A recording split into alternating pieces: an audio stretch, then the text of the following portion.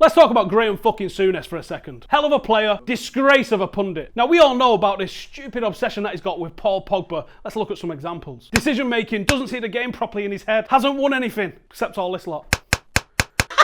He's so fucking biased, it's unreal. Maybe I noticed this as a Manchester United fan. Maybe I noticed it because he clearly hates Manchester United. Now when Sanchez signed for Manchester United, Souness had a lot to say. He was saying United have hijacked the Manchester City deal and that United have been tapping the guy up. Well, for starters, you're wrong on both counts, my friend. Oh, friend! Because there's no deal in place with Manchester City at all. And you can't tap someone up who's allowed to talk to other clubs, you fucking idiot. Now obviously Graham's got a problem with tapping up, which he's admitted to doing when he was a coach himself. Clearly didn't have a problem with it then. And he didn't have a problem with it when Liverpool openly admitted to tapping up Virgil van Dijk and was bollocked for doing so. I bet he was dead upset with that, wasn't he? Let's have a look, roll VT.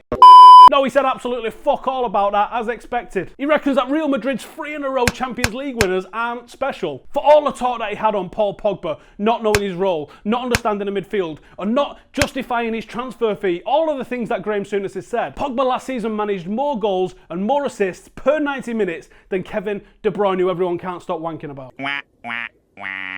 Pogba has absolutely shown Graeme Souness up with his performances at this World Cup. But before the World Cup, Graeme dropped this gem. You can't trust him as a central midfielder. He doesn't know the role of playing in midfield. Fuck off. And before the World Cup, he told Deschamps that he should drop him and use him as a substitute. Pogba's absolutely shown him up with his performances at the World Cup. But it's not just Paul Pogba that Souness has got to be in his bonnet for. After England's exit, he absolutely laid in to 2 players that probably didn't really deserve it. Jesse Lingard and Dele Alli.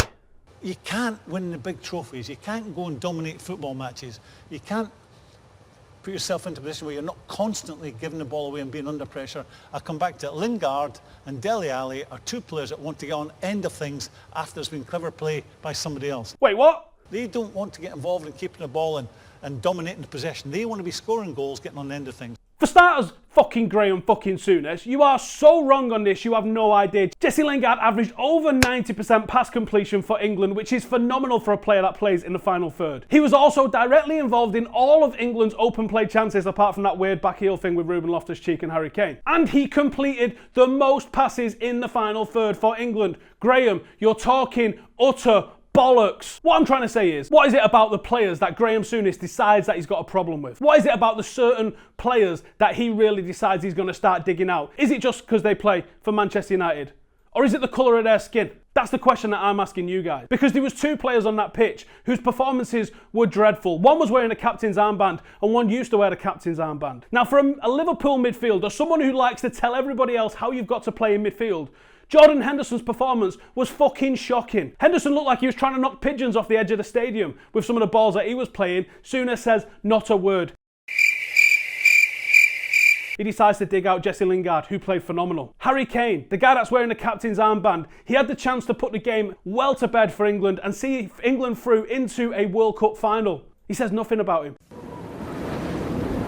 He says nothing about the positioning of Harry Kane, who's meant to be one of the top strikers in the world, who was actually playing like he was Graeme Souness back in the day. Positioning was terrible. He says nothing about them. So Graeme Souness, I've got a message for you. You are an irrelevant, bitter, biased old fuck, and I wish you would fuck off our TV screens. Thanks for watching. Subscribe. I'm out.